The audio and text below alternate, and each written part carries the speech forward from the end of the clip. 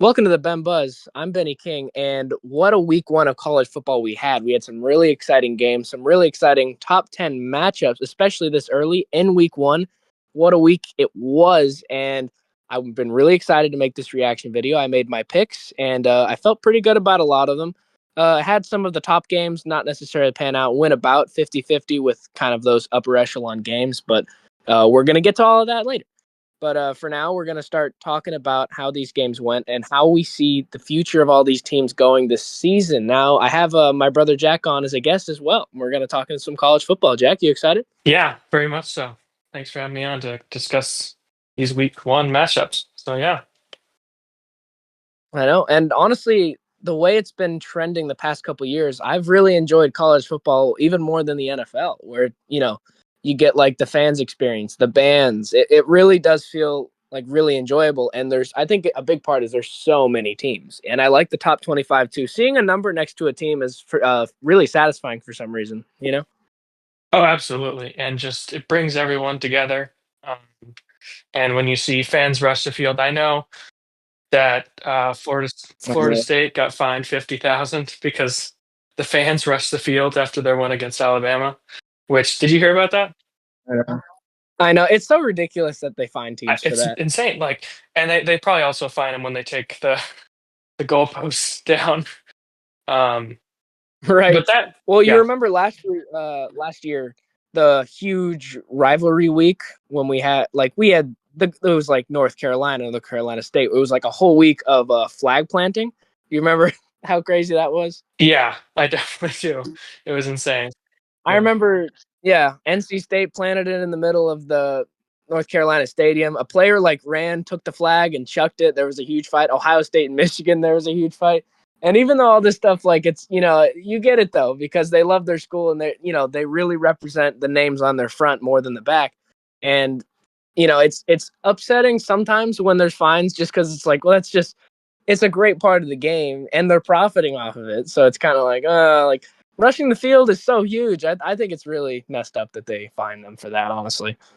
I know, absolutely. It's one thing when they're like vandalizing people or like, Right. yeah, Oh, that's way different. yeah, Yeah, I yeah. agree. But like, that's the experience you go to college football for. When you beat a ranked team like that, a team you should not I have, know. no one thought they were going to win that game. You're going to be excited. Right. And like everyone, I still think it was probably worth it for them, but that's just, I hope that doesn't happen in the future. Right. Yeah, I agree. And they kind of, and at the NFL level, you see this especially where they just deal out fines for no reason, and it is upsetting. And I don't know why they feel the need that they have to do that, especially when they are profiting off of that. Like people like seeing that on TV of rushing the field. A lot of these fans, if they've ever rushed the field, like that's like their best memory of being a fan. Like, and to find the team, because why are you finding the team for it? The fans rush the field. It also doesn't make the most sense. I know. It's not like they can control that. Right. And yeah, yeah, there's nothing they can do about that. Um, and I think it's Right. just, If yeah, your team beats, yeah, if your team beats that upper echelon of a team, they're going to rush the field. That's how college football is, and that's the game that we love. And I hate that they're trying to police that so much, honestly. right. It's a part of the game. And I think we should welcome that with open arms. So, yeah. Exactly. Now into week one, we had some really interesting games. There were a lot of ranked matchups, and the first one, of course, was Iowa State, Kansas State. Now, Iowa State at the time was number 22 in the country. Kansas State was 17, and this, of course, being the highly anticipated Farmageddon. And this one was in Ireland. Very interesting atmosphere over there in Dublin, and it ended up being kind of sloppy. They played on a soccer field, and so it was kind of rough. Iowa State gutted one out though, 24-21. Rocco Becht looked really solid, honestly. And that game was in week 0, by the way. How did you feel about Rocco Becht in that performance and Iowa State going forward? I mean, it was very surprising to me. I mean, I I know. Kansas State has always been an excellent football program, and I thought this was going to be an easy win for Mhm. them. But yes, the field conditions weren't as great as they should be. It was still Right. very like surprising, and I would definitely have them as a team you should look out for, Iowa State Cyclones. So yeah. Yeah. Oh, 100%. And I mean, Iowa State, of course, then turned it around and had a great game this past week against one of the Dakotas and really blew them out of the water, where Kansas State really fell back, where they were ranked 17th in the country. A lot of people's picks to win the Big 12. And then all of a sudden, not only do they drop against Iowa State, but then they barely gutted out a win against, an FCS school. Like, it was close. You wouldn't think, and Iowa State played a team of about the same caliber and blew them out of the water, where it really feels like Kansas State's confidence is just kind of killed, but they did get the win. So they're going to be 1-1 going forward. And I mean, that's definitely going to hurt their chances at a Big 12 title, honestly, because all these Big 12 teams are so close together, and there's so many teams that they're all so similar. It's like they're all like on the same level, really, and you really can't be losing these head-to-heads, especially this early. And then you go out and have a bad performance against not even a good team, where it just feels like Kansas State really needs to regroup if they want to have a successful season. Yeah, absolutely. Definitely not an ideal start for them. Um, but yeah, I Right. know just barely scraping past 38, 35 to an FCS school is definitely not Right. what you want. It absolutely killed their momentum, and you never know going into week one who's good, who's not. Right. Um, but I mean, this could be a sign of more to come or not. Maybe it's just a bad start they need to get away from. So, yeah. Right. Yeah, they're definitely going to want to forget these first 2 weeks for sure. But Iowa State, I mean, not only did they beat a tough Kansas State team by 3, but then they just gutted an FCS team, and very impressive stats coming out of that one. Where you start to look at Iowa State going forward, and their schedule. I mean, it's going to be tricky because that game against Iowa is looming this Saturday, and that game seems to always be tough, especially for Iowa State, who's had trouble in this game a lot. And since 2000, they've only won 7 or 8 of these matchups.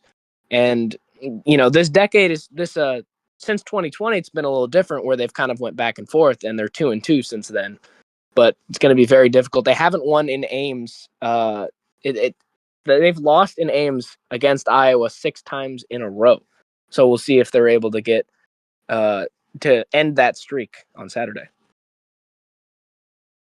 Yeah, absolutely. They definitely have been better against the Hawkeyes recently, Mm-hmm. getting that Cy-Hawk trophy back there.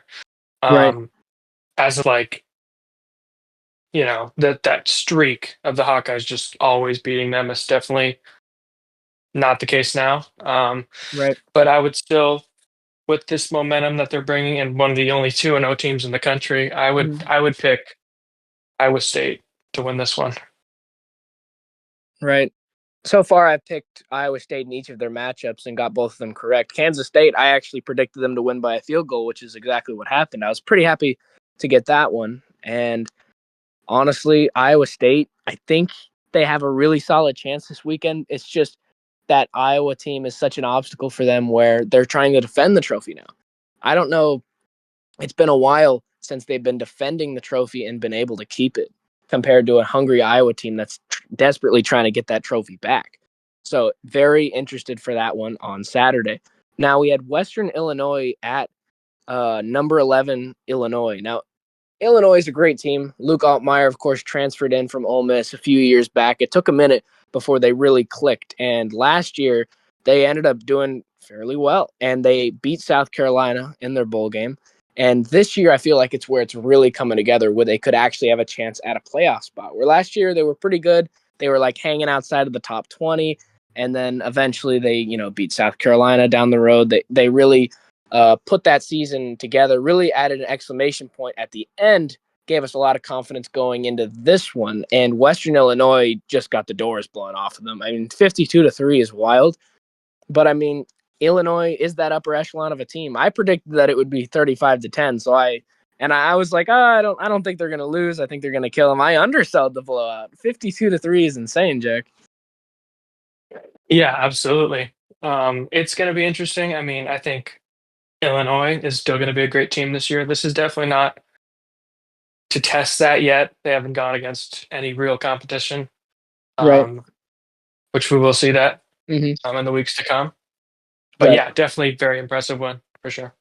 Right. Yeah. And I think what was just so impressive is how dominant they were, because we knew this opponent wasn't going to be difficult for them, but it's not like they struggled at all. They came in and they just wailed on them, and they really never gave up that control in the game. And it'll be interesting to see how their season goes in the coming weeks, because their schedule is one of the easiest in college football when it comes to the real players. And it really feels like Indiana's season last year, because Illinois, they play number 20 Indiana and number one Ohio State. Outside of that, they don't play a ranked team. They play a lot of like decent Big Ten teams, but no one that I really feel like is going to give them a run for their money. Where it's like they could do what Indiana did last year and like win all their games and then lose one to Ohio State and still sneak into the playoff as an 11-1 Big Ten team. Because I mean, Illinois certainly a solid team, and they don't really play anyone outside of Ohio State. And when it comes to the playoffs, 3 losses is not going to cut it. I think you're going to have at least 2. And if you're an 11-1 Big Ten team, I think you're in. And I know they don't really play anybody, but I think Illinois is just going to slide into that playoff. What do you think, Jack? Yeah, absolutely. You could drop similarities to IU last year, definitely. Right. And I think they will just kind of steamroll this schedule. Mm-hmm. Yeah, 100%. If they had a tougher schedule, I would be more hesitant on it. But if they beat Indiana, who looks like they don't look like what they looked like last year. And last year they were called pretenders a lot, and then they got exposed by Ohio State, and then got exposed by Notre Dame in the playoff. But honestly, I think Illinois takes care of business against Indiana, and then they're in. Like they can get wailed on by Ohio State, and it doesn't matter because they don't play anybody else, no real players anyway. So I think Illinois really has a chance to sneak in. And if they had a tougher schedule, I'd be more hesitant on it. But like, there's a lot of top teams in the Big Ten, and the fact that they only drew Ohio State is insanely lucky, Jack. Yeah, absolutely. I mean, this is seems like everything's fallen right into place for them to have a great year. Exactly. So, yeah, Yeah. And then now this is the first one that I missed on, where I had number 7 Texas. Now they're number 7 against number 1 Ohio State. And Ohio State, man, they just really didn't give Arch much of a chance. And even though they didn't play that well on the offensive side of the ball, the fact that they neutralized Arch so much, they eventually ended up winning in a very low scoring, very Big Ten-esque game, 14-7 at home. What'd you think about that game, Jack? yeah, very defensive game, very slow paced, kind of boring game. Mm-hmm. If you love defense, you would have loved to watch that one.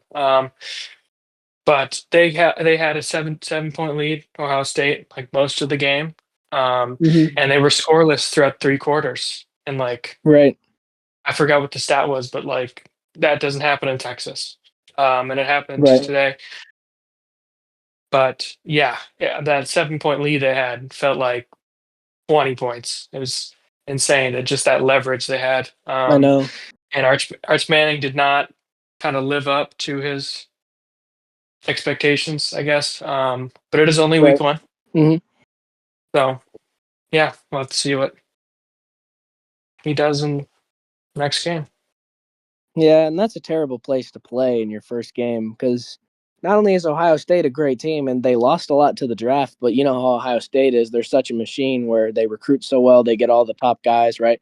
And they seem to rebuild and rejuvenate talent every year, unfazed, where it's like, yeah, they lost a lot of players to the draft, but like, well, really, because it's Ohio State, so it doesn't really feel like it ever really affects their performance.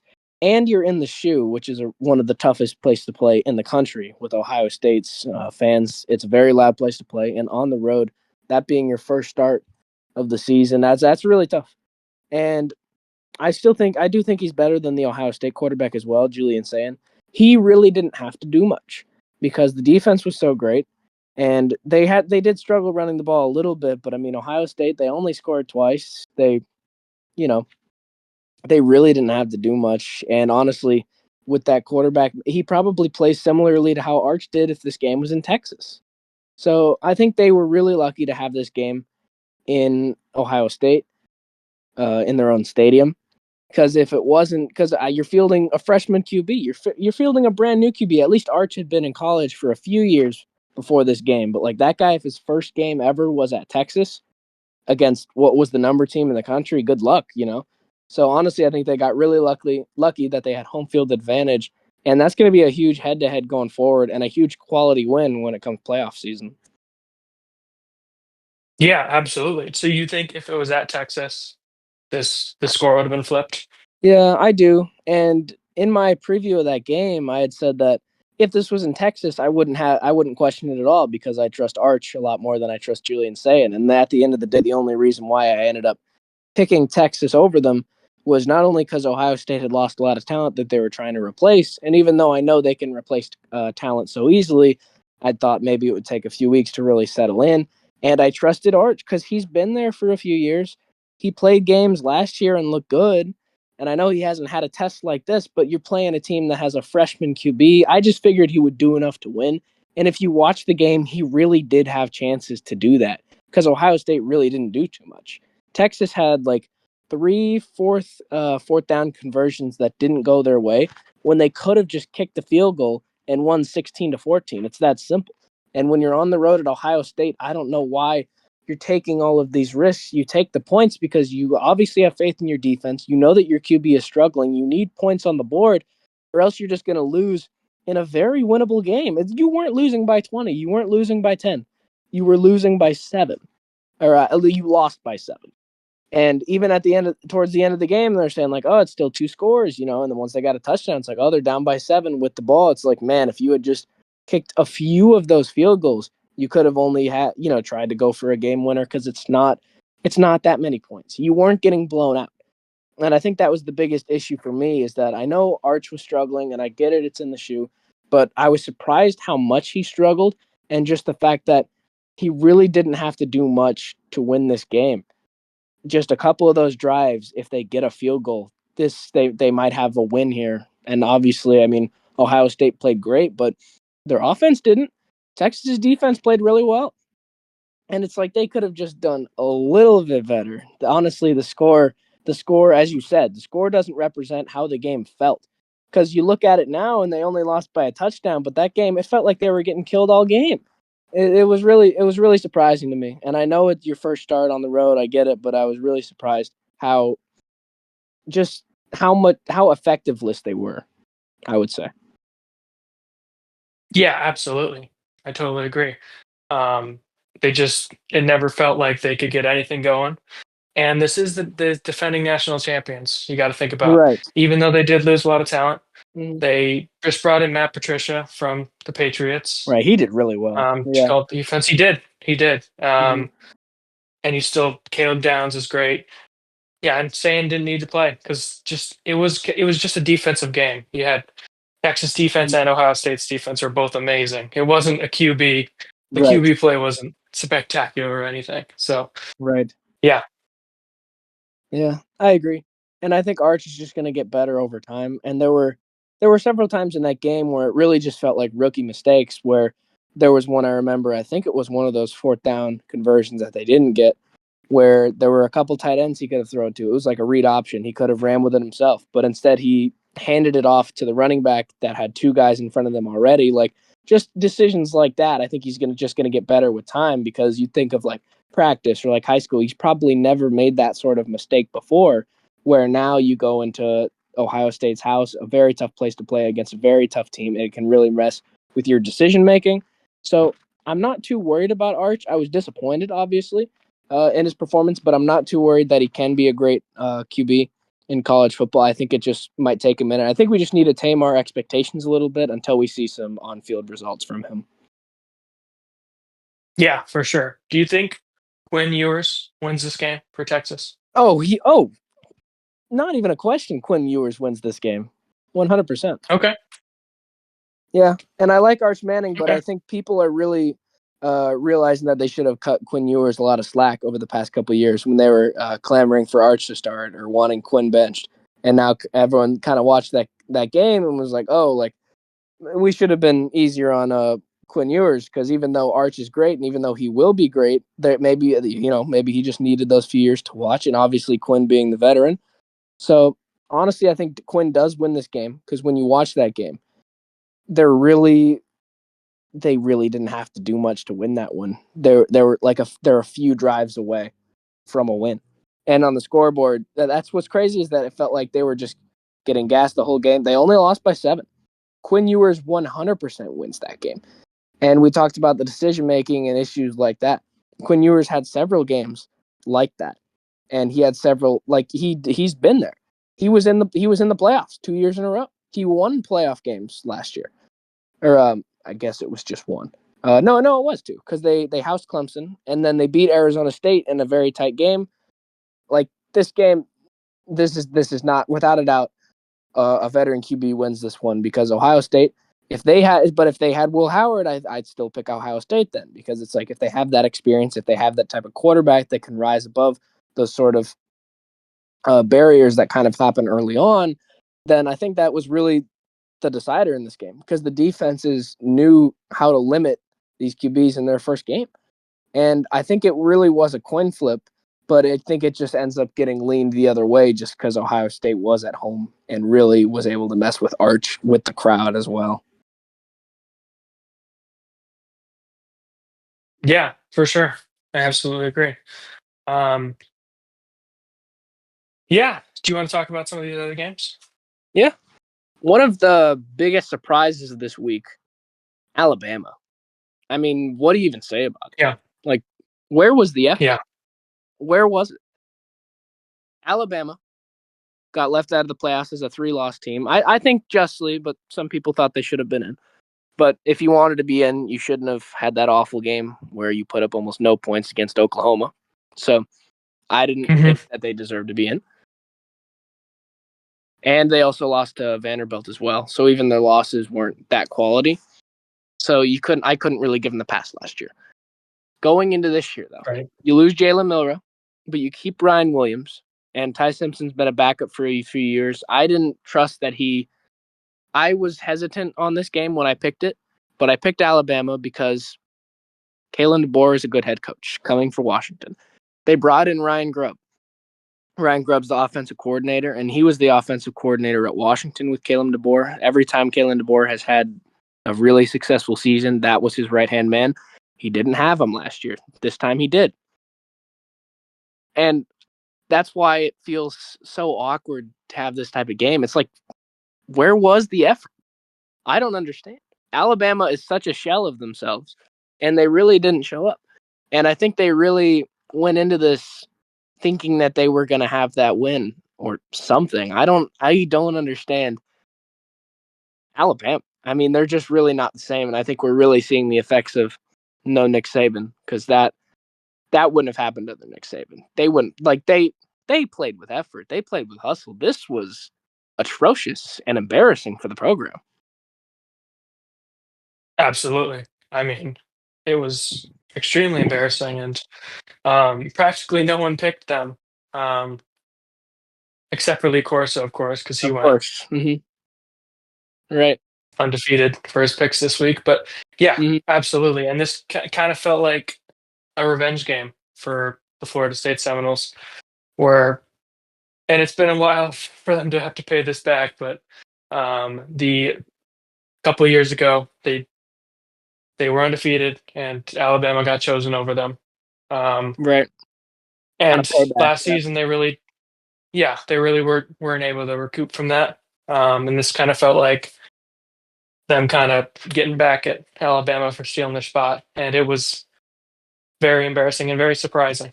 Like unranked team uh, Right. beating a top 10 Alabama team, it just never happens. And we got to start to question whether Kalen DeBoer is a good head coach for Alabama. I mean, was he?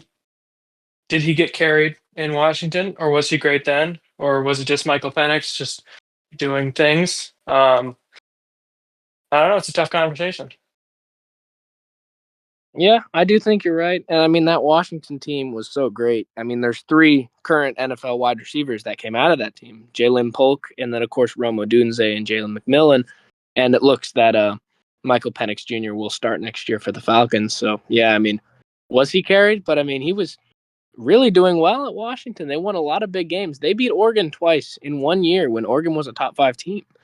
So, honestly, when they brought him in to Alabama, I was like, man, it sucks that Saban's leaving. They probably won't be the same, but they're still going to be good. They're still going to be quality. That's a great head coach, right? And Kalen DeBoer kind of saw that they were losing all that talent and that they were going to have kind of an embarrassment of a year, kind of just compared to making the title. And, that's why he got out of there when he did. And I really thought it was going to work out at first. They beat Georgia last year in a great game and then randomly lose to Vanderbilt and then randomly not show up against Oklahoma. And honestly, I thought this year was going to be better because they brought in Ryan Grubb. But I mean, honestly, I think they're going to have to do a lot of work on their QB as well, Ty Simpson. Jalen Milroe, I think we didn't give him enough credit for how good he was there. And it's just great to have QBs with experience. And when we're going through these first couple weeks, we're like, yeah, but it's his first start. Oh, they're fielding their freshman QB. It's really great to have a QB that that you can rely on already. And that's what Florida State kind of has now with Castellanos and how well he played.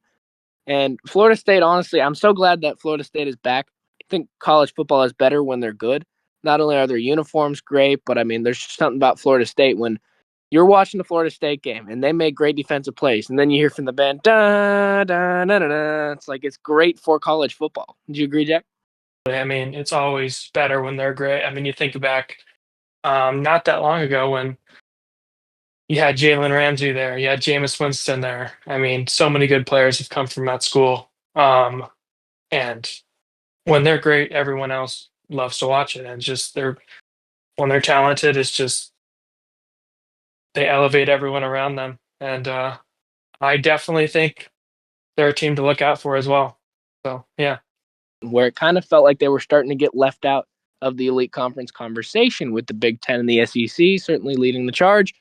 And then we've kind of, since Texas and Oklahoma left, kind of said like, yeah, they're a Power Four conference, but we're not as high on the Big 12. And the ACC was kind of joining that group. But I mean, they're certainly better, and they're back. Florida State, SMU, Miami, and I think Clemson is still a good team because I mean that's a tough team to play in LSU. We didn't realize how complete of a team they might be. The most complete team in college football, or it feels like for the past couple of years with Brian Kelly. They've had the offense, couldn't get the defense figured out. They figured it out. Now they're scary. So the ACC, all of a sudden, maybe they get 3 playoff spots now. What do you think, Jack? Yeah, it's definitely one of the better conferences now. And recently it has not been great, especially with Clemson and Florida Mm-hmm. State, who are usually great teams. Um, Right. just not getting that talent in. I mean, Mm-hmm. yeah, the ACC is not. It's not been one of those conferences like the Big Ten, Big 12, or SEC. Right. Mm-hmm. But this year, absolutely, it's absolutely up there. I mean, we saw Carson Beck take down the one of the teams within the national championship last year in Notre Dame, and then we saw uh, Klubnik. He late game comeback against LSU, almost got there. Um, but LSU is a great team. We saw that. Mm-hmm. And then Florida State with this game. So yeah, absolutely. Right. Yeah, and Florida State, I mean, such a great rebound. They needed something like this because getting left out of the college football playoff after winning their conference, being undefeated, really felt like the ACC wasn't going to get any respect ever. Where it's like, man, you're undefeated and you win that conference and you're not in the playoff. Where I think that obviously won't happen again, but just the disrespect certainly still lingers in the conference. And I mean, Florida State, of course, the way they just played last year and in the Peach Bowl against Georgia, where they just really lost their soul and it really just killed the team. Where Mike Norvell is a great coach for Florida State, and it's great that he was able to get a lot of these recruits. And of course, Castellanos, the transfer. I mean, this team, all of a sudden, you start looking at Florida State and they look scary, but we didn't even count them in because their year was so abysmal last year. But I think it's just chalked up to be just a hangover of feeling the repercussions of being left out of the playoffs when you didn't feel like you should have been. But Florida State's back, and I think it's going to be great for college football. Yeah, for sure. I mean, this is going to be their get back here with the chip on their shoulder every single game. Right. Um, Mm-hmm. yeah, especially getting two one loss teams getting picked over an undefeated team. That has to feel insanely bad. I mean, I can't even imagine Right. all that work you put in. I Um, know. yeah, so it's great to see this game. Right. I'm certainly glad that they are back and got their lick back for being left out in favor of Alabama. Now, number 3 LSU at number 8 Clemson. Now, I was very happy to get this one right. I oversold the score by a lot. Actually, I had LSU 45-42. Was a very low scoring game. LSU won 17-10, but I had kind of remembered in the past where this LSU team kind of had to win in shootouts, where you look at a lot of the years with Jaden Daniels, where they won purely because they put up so many points, namely a game a few years ago with Ole Miss where it was like in the 40s, and I thought Clay Klubnik was going to play great at home, and I didn't realize how complete of a team LSU was. Now, I expected them to be better on the offensive side of the ball, so it's interesting that they weren't able to score too much, but Clemson, of course, has a good defense as well. Now, LSU. Now, they did win, but not the reasons that I picked them. I didn't know that they were finally going to figure out the defense, and I think they did. Holding Clemson to 10 points is no joke, and they were on the road. I think that's the biggest part of this game. You look at Yeah, all the other teams, all of the other ranked matchups. This is the only team that won that wasn't home. Ohio State won. Yeah, they were, they weren't as highly ranked, but they had their home crowd. Miami's the same way, where they weren't as highly ranked as Notre Dame, but they had that home crowd. Even Iowa State won, but they weren't on the road or home because it was a neutral site. So this is definitely the most surprising and I think I say impressive win because this was really supposed to be a great year for Clemson. They were really supposed to come back. A lot of people picked them to play for the ACC title game. A lot of people think they're going to do great things in the playoffs. And now all of a sudden, LSU is back and they're scary. And we'll have to see what they do down the road, but a proven quarterback in Garrett Nussmeier, it's huge to have a proven quarterback in college football. And we're really seeing that because, as we've said, like Notre Dame trying out CJ Carr took a while to get that to work. And eventually, like, they weren't able to because, they had so much of the game already played, figured out a little too late. They ended up losing. LSU already had a proven quarterback. They already had a proven offense. We knew their offense was going to play great. They always do. Jaden Daniels, Joe Burrow, like Brian Thomas Jr., Chase, Jefferson, their offense always produces such talent. Odell Beckham Jr. We know that they can play good offense, but over the past couple of years, and it's a big reason why. Jarvis Landry as well. Right? Yeah. Well, you could go on and on and on, Yeah, Jack. You know? So, yeah, yeah. absolutely. So, honestly, we knew that they were going to play good on offense because that's what they do. They're LSU. But since Brian Kelly got there, their defense has been atrocious. And it's really what kind of cost Jaden Daniels a chance at a title because Jaden Daniels had an incredible season. But in the games that they lost last year, I believe they were a 3-loss team, which maybe they would have made the playoffs in the 12-team era. But I mean, 3 losses is really not like it's really pushing it. But like they really, Jaden Daniels was insane that year. And the defense let him down in big games. Where I mean, I think to a game where they won, where it was like 49-45 or something like that against Ole Miss, where it's like Jaden Daniels has to be a god to win a game against a ranked team. Like it can't keep continuing like this. That's not why you brought in Brian Kelly. That's not why you brought in all these transfers. It's not why you put all of this money into this team just for it to not work out because you don't have a defense. And it felt like every year they're like, yeah, we brought new corners in the transfer portal. Yeah, we got new recruits. Every year, this defense is supposed to get better, and it just never did.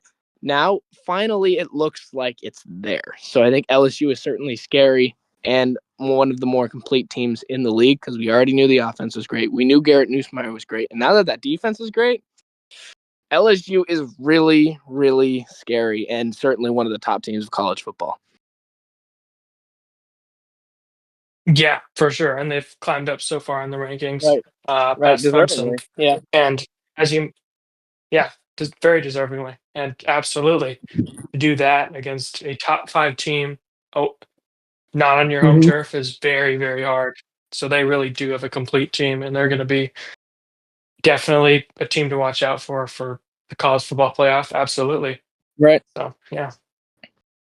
Yeah. And Clemson, I mean, I think Clemson's still going to do great. We didn't realize how good LSU was. That's a tough team to play at all now that we know how complete they are. And of course, they're ranked number 3 now. So it's like, man, we didn't realize how great of a team they were playing. So I think we can cut them some slack.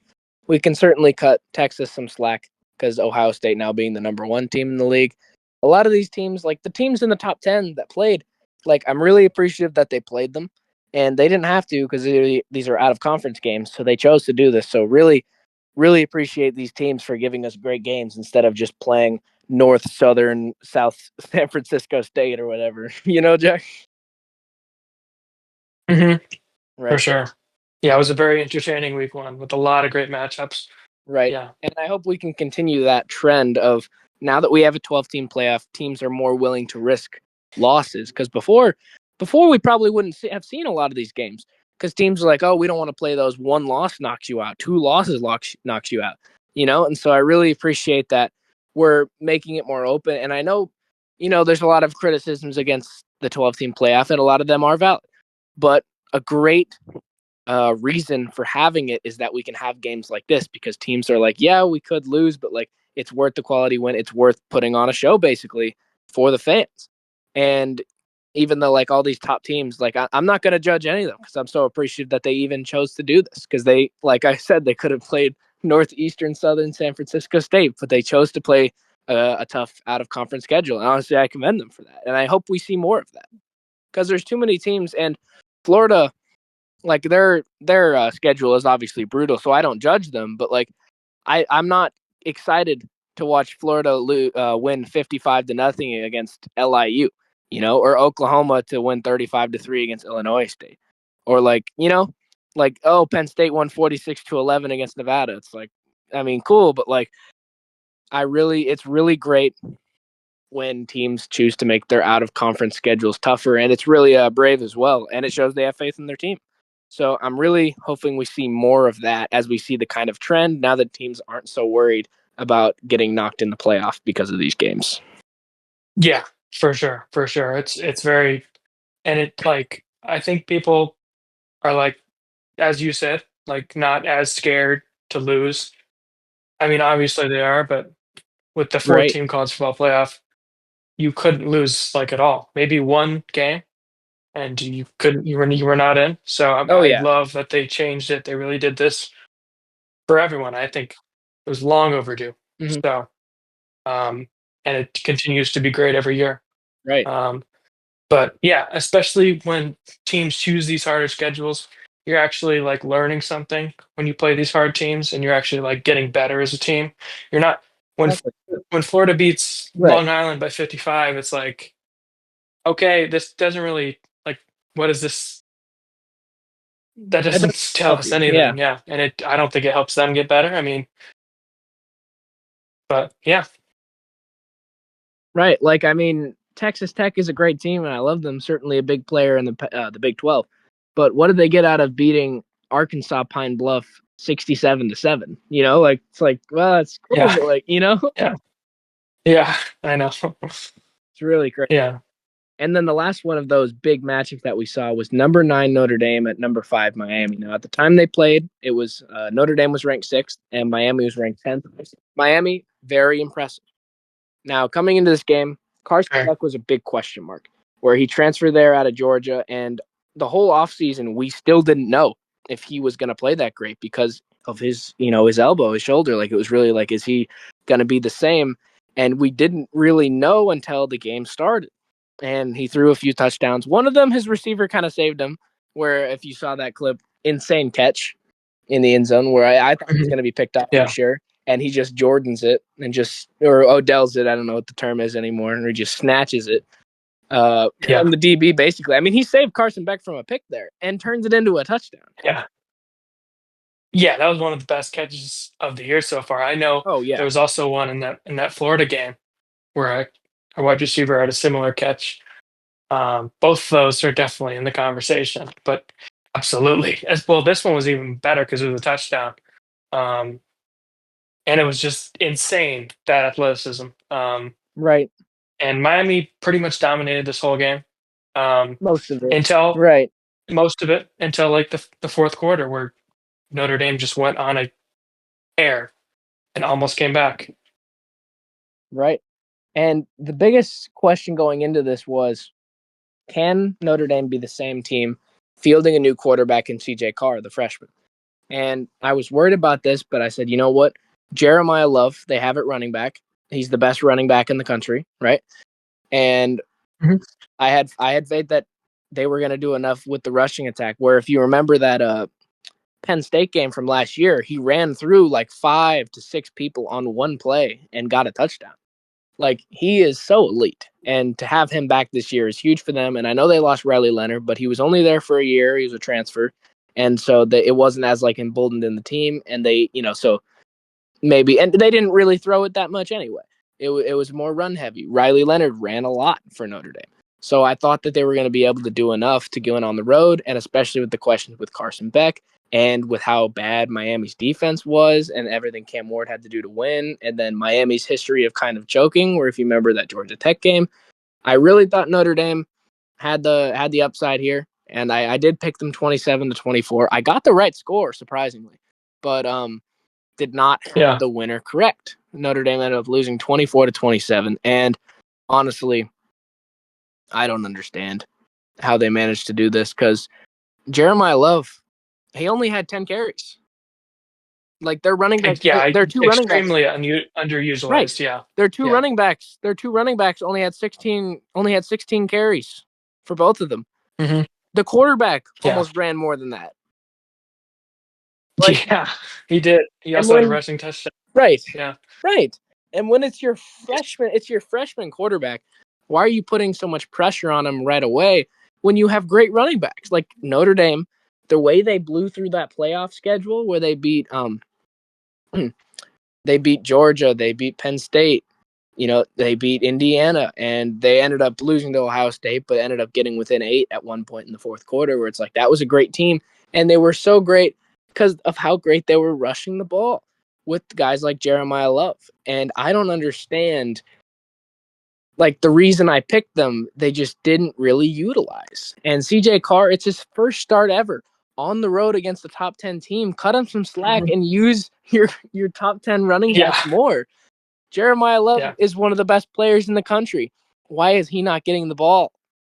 Like, it really doesn't, like, 10 carries over the whole game. And I understand the fourth quarter or the second half when you're down and you really gotta, you gotta air it out. That's kind of how football works. You can get down the field quicker when you throw it. I get it. But why isn't he getting the ball more throughout the game? The first half, when they were struggling, when they only had a touchdown, like, where is the ball, and why are you putting so much stress on a guy making his first start on the road against a top 10 team? Honestly, the fact that he played that well, honestly, should be commended when you look at what Arch Manning did. So honestly, I mean, CJ Carr, I think he's going to have a great year, and I think Notre Dame will as well. But like, they really could have won this game if they just played better throughout, utilizing the resources that they have. If you have the best running back in the nation, why is he not getting the ball more? It doesn't make sense. Yeah. For sure. Absolutely. And they absolutely still could have won this game. I mean, Right? They and were still Miami's in it. defense They was were a still in it. Miami. Yeah. Right. They were. Miami's defense was a big question mark, but they played great. 2 turnovers, but the offense only got 3 points out of those, and didn't really punish them for turning the ball over, and kind of Right. kept Notre Dame in the game. And they still had a chance to come back late. That's going to be something Miami's going to have to address, is kind of scoring off those and kind of getting more turnovers, because the defense played great in that game, except in the fourth quarter where they almost gave it up. But yeah, it's still a great game. Right. Yeah, I agree. And honestly, I think both teams are going to have a great year. And Notre Dame, they really can't lose games like this because they don't have a championship game or like in their conference to fall back on. And Notre Dame obviously has a tough schedule following winning the title, where they don't have an in conference schedule where they kind of get to pick and choose. And you to lose a game like this so early on, Notre Dame, they can't fall back on a conference championship, which is why Notre Dame's really lucky that it's not a 12-team playoff anymore, because when they lose a game like this, they normally would have already been out because they don't have a chance to win a conference or beat one of those top teams because they're independent. So Yeah, you mean 14 playoff? It's 12-team playoff now. that's what I meant. I meant, like, back during the Yeah. 14 playoff, had they lost a game like Yep. this, they would probably already, Exactly. which is Right. why they probably wouldn't schedule this type of. So I'm glad that Right. we I have know. the 12-team playoff, and maybe it could be tweaked and maybe it could get better over the years, right? But I just like that teams are giving more leeway with their schedule and giving us great games like this, because this was a great game. And throughout the game, I know it was his first start, so Notre Dame's only going to get better and better. And it really does feel like the Ravens against the Chiefs in the AFC Championship, if you remember that, when they had the best rushing team in the league and they just kept making Lamar throw it over and over and ended up losing that game by a lot, where it's like, if you're the best Yeah. running team in the nation, if you have these great running backs, why aren't you utilizing them? Why aren't you running the ball? And that's really what this is. And not that Lamar's not a great QB, but it make this situation's even worse because it's his first start ever on the road against a top 10 team. Cut him some slack and run the ball, you know? And I don't understand Yeah. because Jeremiah Love, he didn't really even get a chance to break out because he hardly got the rock. And of course, the Miami defense was waiting for him, so his stats ended up getting diluted a little bit. Of course, he only averaged 3.3 because every time the ball was in his hands, they were on him. Maybe that's why they were throwing it because they knew that he was going to get focused, where his backup ended up getting better stats because Jeremiah Love attracts like a lot of attention. But I mean, even the quarterback had more rushes than Jeremiah Love. So it's like what do you mean? So it doesn't really make sense, you know? Hmm. Yeah. Yeah. And honestly, this season, Miami, I think, is going to do great. The ACC, it's not as wide open as we thought because Florida State is back. And I think Miami is definitely in a good spot, though, because Clemson just lost. And even though Florida State jumped up that fast and had a great win, Alabama doesn't seem like they're that great. So, how much stock do you put into that win? And then Miami is kind of like alone at the top, where like you go through and you're like, well, SMU's still trouble, but that was huge for them that Clemson lost and that they got a big win like that. Obviously, it doesn't matter with the in conference record when they decide who's playing in that conference championship game. But I think Miami's probably in the best spot in the ACC right now. Yeah, for sure. For sure. And I would definitely say they're one of the best teams in the country for sure. And it's going to be interesting to see like how good Beck is going to do Right. because so far he's addressed all the issues and he looks even better than he did in Georgia. So Right. And that was the biggest thing, all those injury concerns. And you watch that game, if you didn't know that, you wouldn't have there was nothing in that game that would have made you think that he had injury concerns coming into this year. He ended up playing really well. And I'm not sure what exactly happened during the offseason because they were kind of quiet with it. We didn't know if he was going to play, how well he was going to do. And he played great. And yeah, I don't know. Honestly, Miami, it feels like it's really unfortunate that they didn't have this type of defense with Cam Ward. Because you look at those games, Cam Ward was mhm. doing everything possible on offense to keep them in those games. And the games they did lose against Syracuse and then later Iowa State, where it's like, how many points does this guy have to put up to win a game? Where it's like now that they have such a great defense, it really mirrors LSU, I think, with Jaden Daniels, where it's like, man, if they had this type of defense while he was there, it you know, it would be a lot more of a Yeah. complete team. And it's Mhm. unfortunate because even though I like Carson Beck, I don't think he's as good as Cam Ward. Even though I like Garrett Nussmeier, I don't think he's as good as Jaden Daniels, right? So Yeah. it's very interesting that like how much a defense does for you. So, who would have thought, right? A good defense, I know. all of a sudden, you're that top echelon of a team. Yeah, absolutely. Yeah, and I definitely can see Miami doing great and LSU. Like both of those are like very complete teams now, I know, and it's interesting to see. Yeah, they're both those QBs are going into great situations. So right? yeah, Yeah, and they both really rose in the rankings too, because LSU was ranked ninth. They jumped all the way up to third, and then of course Miami was ranked 10th, and they jumped all the way up to fifth. So honestly, I think both yeah, of those teams are going to do great.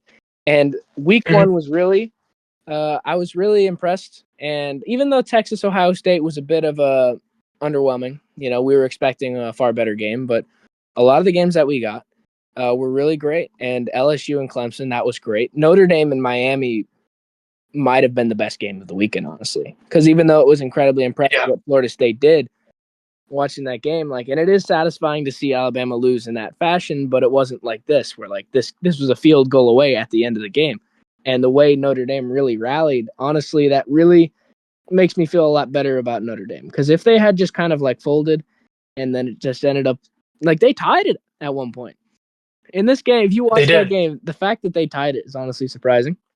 And I think Notre Dame is Yeah. definitely going to build off of that because now I think they have a lot of confidence in their QB. The fact that they were able to bounce back and have that great fourth quarter where it took a minute for him to get into a groove, but once he did, and I know they had another drive at the end of the game where they had the ball, but it was under a minute and they had no timeout, so it was never going to work out.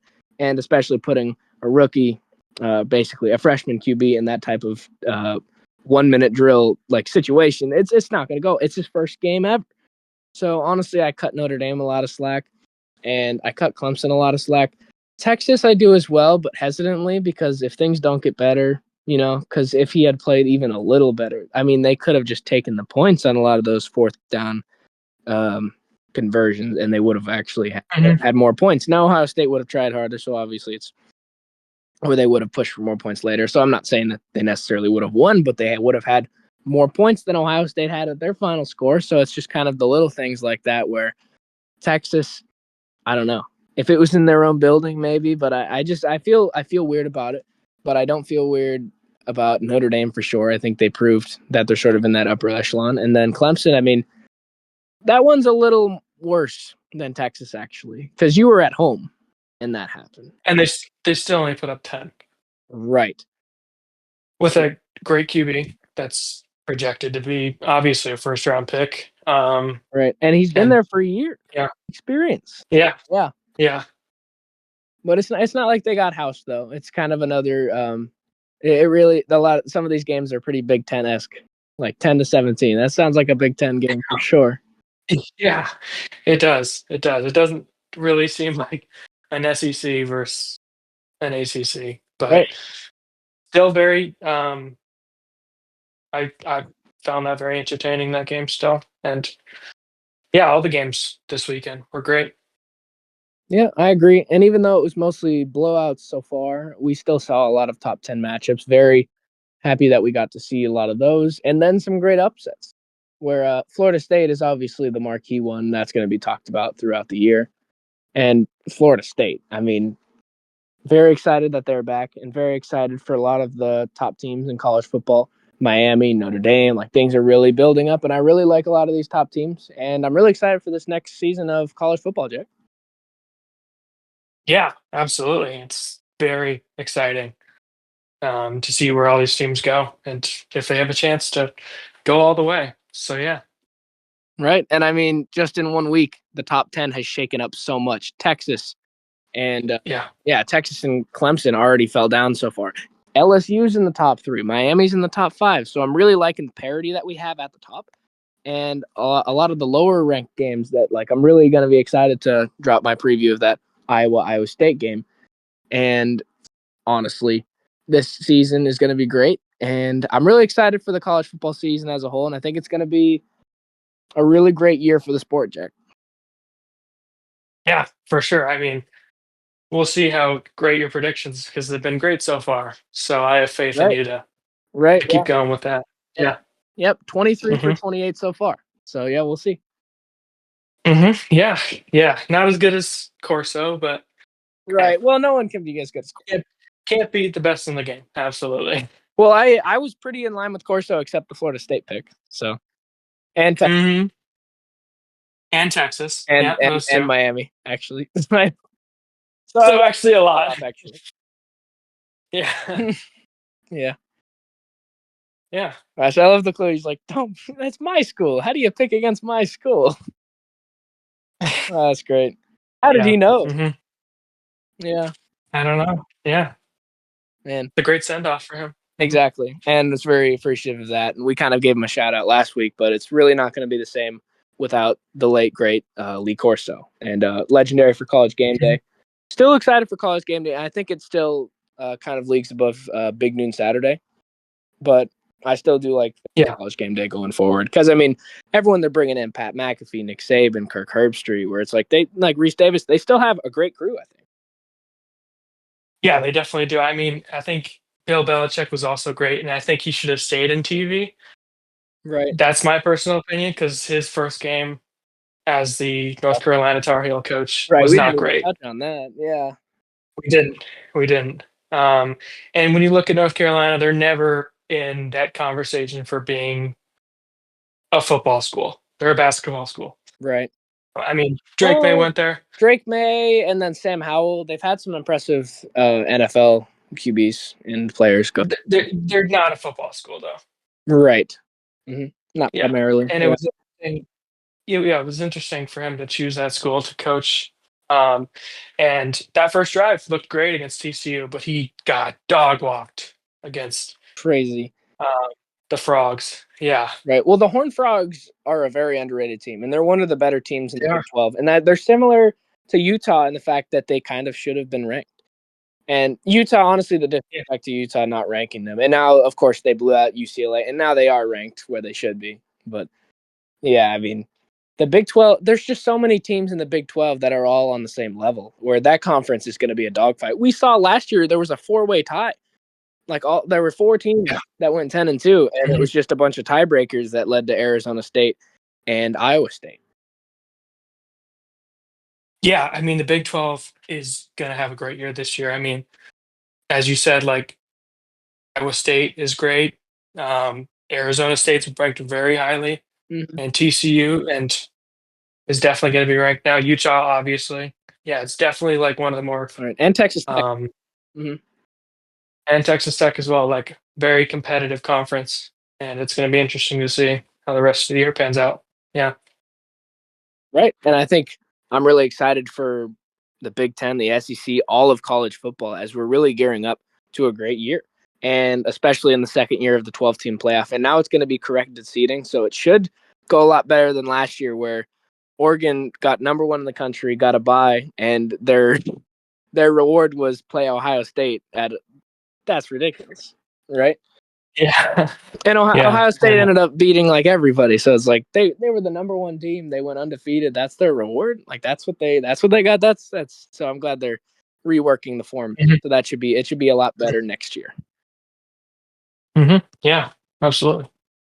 All right. Well, thanks for coming on to the show, Jack. Had a really good time talking about sports, and we're gonna have our Yeah, episode with Luke dropping, talking about Jid's God Does Like Ugly episode. So be sure to tune hmm to that one. And really appreciate you coming on the program, Jack. yeah. Thanks for having me on. This is definitely panning out to be a great year so far, and looking forward to it All right. for sure. Thanks. Could not agree more. This is The Ben Buzz starring Benny King. Thanks for tuning in.